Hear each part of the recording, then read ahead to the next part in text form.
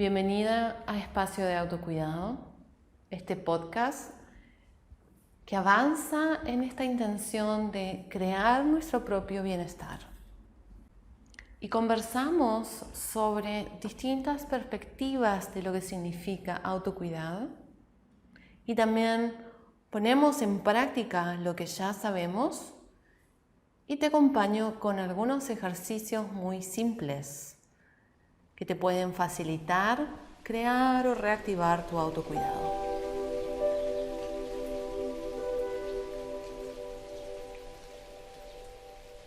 Y en el capítulo de hoy vamos a conversar sobre cuáles pueden ser los recursos para crear el bienestar. Cuáles son, dónde se aprenden y sobre todo, ¿por qué no los ponemos en práctica? Nos obsesionamos en coleccionar conocimientos, prácticas, técnicas que luego nunca usamos. Y te invito a que dediques los próximos segundos a recordar todos esos cursos, talleres, terapias que has hecho, clases que has tomado, libros que has leído. Y luego, cuando estás en una situación compleja, estás atravesando algo que necesita atención, cuidado y asistencia, no pones en práctica todos esos recursos que conoces y que tienes disponibles.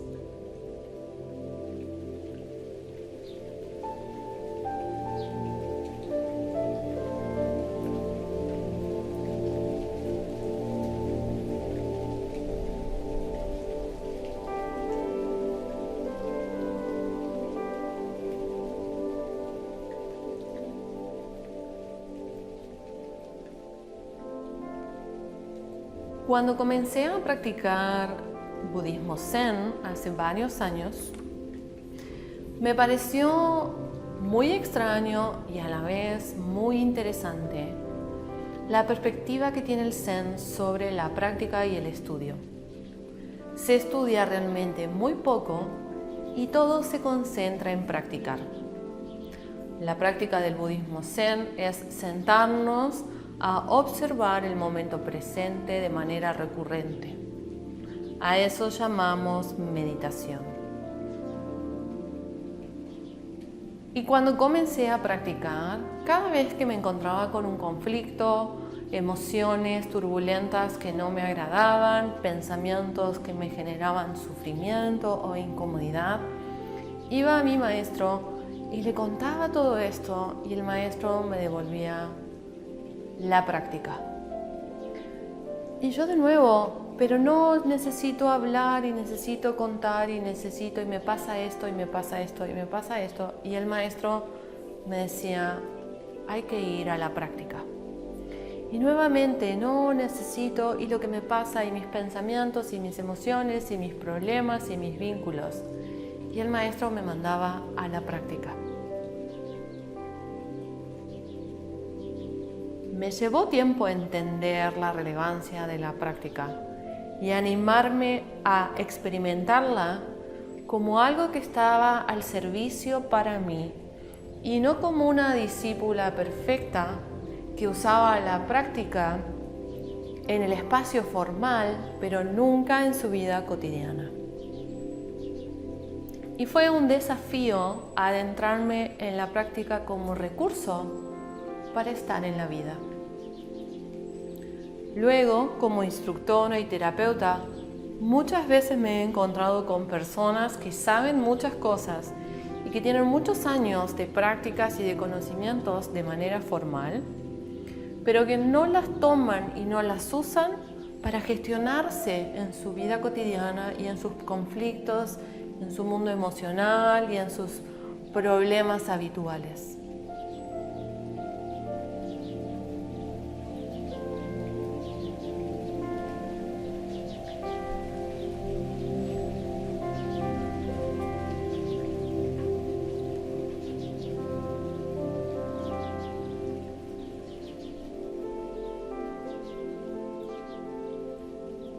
Hablemos entonces sobre cuáles pueden ser prácticas y recursos de autocuidado dónde los aprendemos o de dónde los tomamos y cómo los ponemos en práctica de manera real y concreta cuando los necesitamos.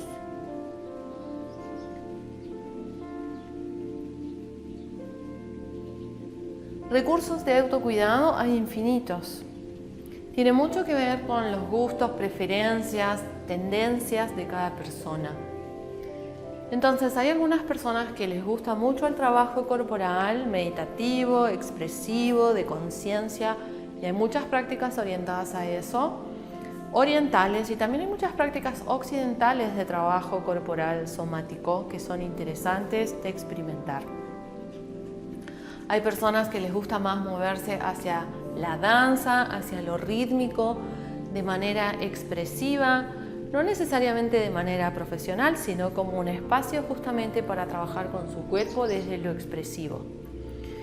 También hay opciones creativas, que nuevamente no necesariamente son artísticas o productos de arte, sino que buscamos técnicas de expresividad desde lo creativo, por ejemplo, la pintura, la escultura, el tejido, manualidades, incluso la cocina y la jardinería, son espacios donde trabajamos desde nuestro mundo interno hacia la manifestación a lo exterior, desde lo que sentimos, lo que deseamos, mover hacia lo creativo y expresivo. Entonces hay muchísimas opciones.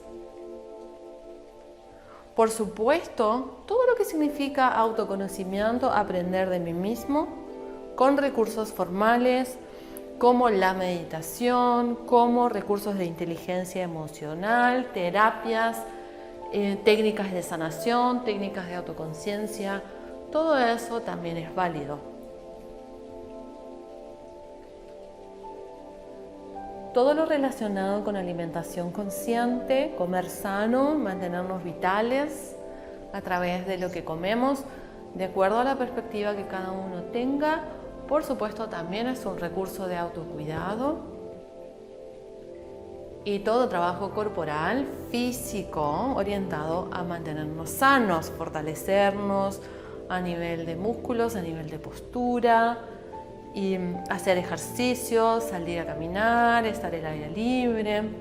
Entonces, los recursos de autocuidado son muy amplios. No es tan importante lo que hacemos, sino la intención que subyace en todas estas prácticas, técnicas y búsquedas que podemos tener. Si la intención es poder cultivar presencia, autoobservación y conciencia de lo que sea que nos pueda estar sucediendo momento a momento, cualquier recurso, práctica, técnica o terapia va a estar orientada al autocuidado, orientada a justamente ayudarnos y asistirnos en las situaciones complejas que podemos vivenciar en nuestro interior o también en nuestros vínculos, en nuestro momento presente completo. Pero si la intención con la que encaramos estas prácticas, técnicas y búsquedas que hacemos es la de alcanzar un cierto ideal que parte de una imagen de la mente, o es la de evitar sentir o estar en justamente los conflictos que estamos vivenciando, si lo que buscamos es entretenimiento, sociabilización, desconexión, ese tipo de relajación que está más vinculada con el abandono y al no sentir nada y distanciarme de todo lo que no me gusta, entonces todos estos recursos, prácticas y técnicas no van a estar orientados al autocuidado, sino que van a estar sosteniendo la disociación, sosteniendo la desconexión con mi propia vida.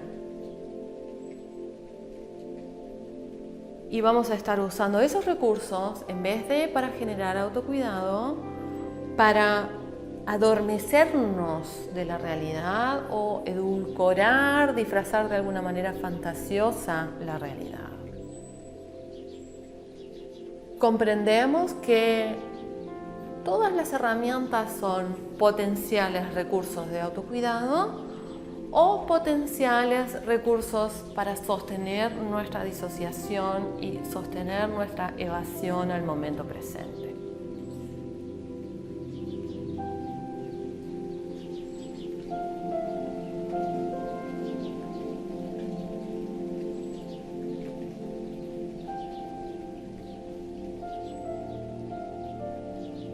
La segunda pregunta, ¿de dónde aprendemos o de dónde podemos tomar estos recursos de autocuidado? Bueno, hay muchísima oferta, muchísimo material disponible en las redes, en YouTube, hay libros, hay personas, terapeutas, instructores, cursos. Y siempre les recomiendo a mis alumnos y las personas que se acercan a practicar conmigo que se interioricen en lo que buscan aprender. ¿De qué se trata la técnica? ¿Quién la brinda? ¿Cuál es la historia? ¿Para qué sirve? ¿Cuáles son los límites de esa técnica o esa práctica? Y si vamos a trabajar con personas, entonces, ¿cómo resonamos? ¿Cómo nos sentimos con esta persona? Estas técnicas, prácticas y personas que las brindan nos están ayudando a crear autocuidado desde nuestra conciencia y nuestro poder personal, o están favoreciendo que nos mantengamos disociados o creando más patrones de autoexigencia para ser unos discípulos perfectos. Son preguntas interesantes para hacernos cuando encaramos el proyecto de aprender cosas nuevas. Es muy relevante saber qué es lo que estamos aprendiendo y cuál es el alcance de cada técnica, práctica y herramienta que estamos buscando, para no intentar reemplazar una con otra. Porque a veces vamos a tratar de que nuestra práctica corporal nos dé absolutamente todo y así entonces evitar ir a terapia o evitar ir al médico o evitar adentrarnos de manera más específica en ciertas emociones, para lo cual necesitamos más recursos, además de una práctica corporal consciente, para dar un ejemplo.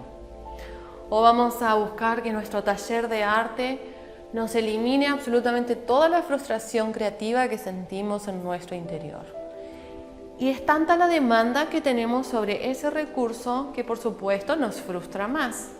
Y tal vez una asistencia específica sobre la sensación de limitación interna de movernos hacia lo expresivo es necesaria para que nuestro proceso artístico en nuestro taller de arte sea más fructífero y esté orientado hacia lo que queremos lograr. Es relevante limitar lo que nos puede dar cada recurso. Conocer la historia de cada propuesta y conocer a las personas que brindan esas propuestas. Porque no hay buenas o malas técnicas ni más o menos indicadas. Hay personas que se abren a dar, hay personas que buscan recibir y hay cosas con las que resonamos más y otras con las que resonamos menos, y está bueno comprender esos vínculos, observarlos en este proceso de aprender y tomar recursos para el autocuidado. Y en tercer lugar, la pregunta clave es: ¿cómo pongo en práctica estos recursos de autocuidado cuando realmente los necesito?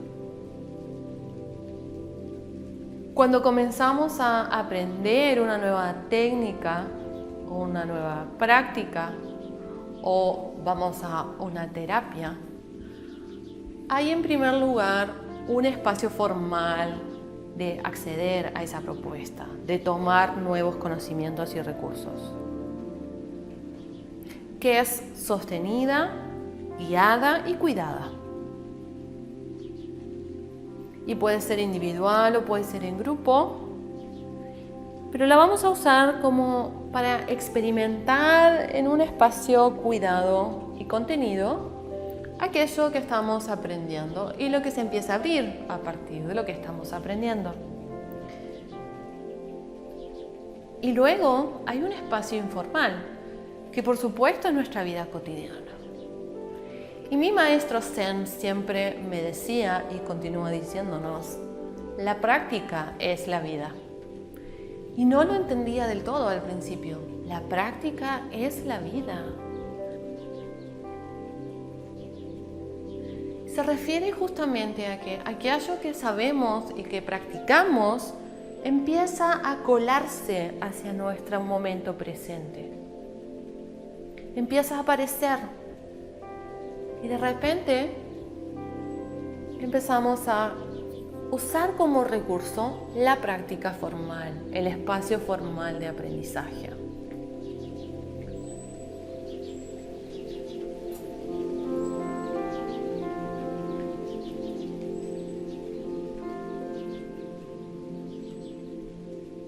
Vemos estas dos dimensiones de la práctica, de las técnicas, de las terapias, que funcionan juntas.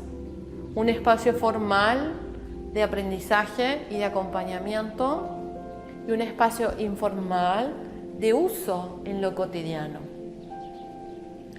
Y si luego de algunos meses de práctica y de conocimiento, tu recurso de autocuidado no aparece de manera natural en tu vida cotidiana, algo está fallando. Puede ser que estés usando esa práctica o esa técnica de manera disociativa. No te está sirviendo para conectar con lo que realmente hay en ti, sino para crear más exigencia o más ideales. Entonces, eso no aparece como recurso en tu vida cotidiana.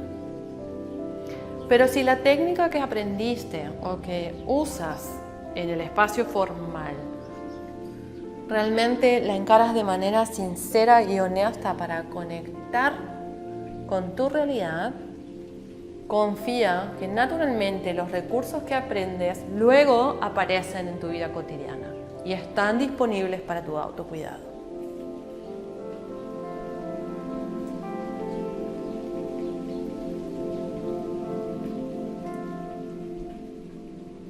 Hay un aprendizaje formal, un espacio terapéutico formal que se respeta, se sostiene y que se recibe. Y que luego se usa y se adapta de manera creativa a la realidad individual. Que también requiere al inicio un poco de supervisión y asistencia, pero que después empieza a fluir, porque me lo apropio y entonces lo uso. Y lo uso al servicio de mi realidad. Entonces es un espacio flexible entre tomar lo formal y usarlo de manera creativa en mí. Es animarme a gestionarme, a ayudarme y a experimentar lo que sucede cuando tomo esa responsabilidad sobre mi propia vida. Estás presente, te gestionas, resuelves, te guías a ti misma. Y empiezas a ver los resultados de estar para ti, de cuidarte y de ayudarte.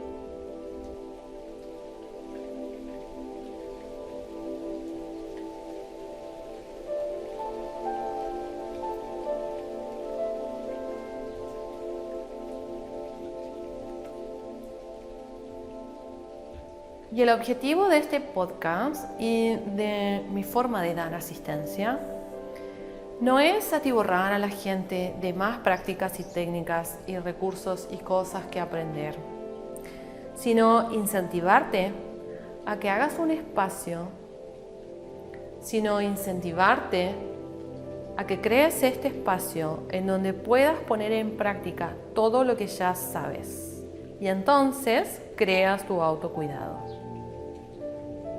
Estoy segura que la gran mayoría de las personas ya tienen recursos para poner en práctica y para usar en su autocuidado. Solamente tienen que comprender que pueden adaptarlos, pueden ponerlos al servicio propio y usarlos en su vida cotidiana para crear su bienestar.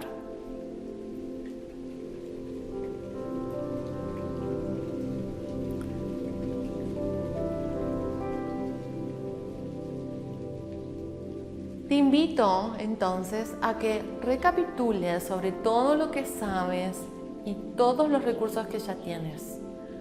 Cursos, libros, videos, prácticas, técnicas, experiencias que has vivido y has aprendido. Y observa cómo puedes ponerlas al servicio de tu realidad, de tu vida cotidiana, para entonces darte cuenta que tienes infinitos recursos ya en tu interior para crear tu bienestar.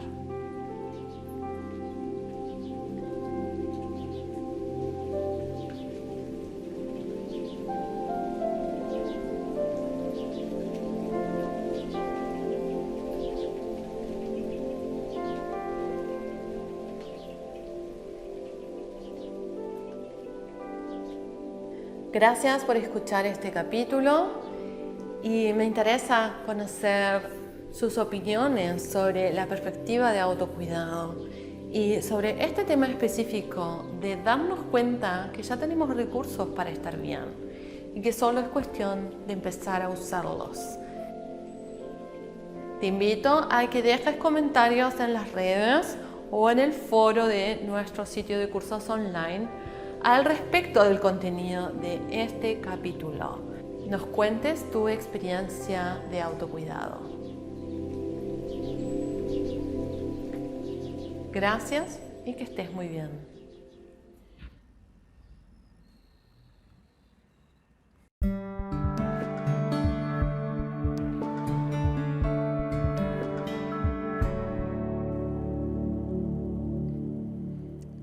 Espacio de Autocuidado es un podcast producido por Marcela Tess, instructora. Todos los derechos reservados. Más información en www.marcelatess.com.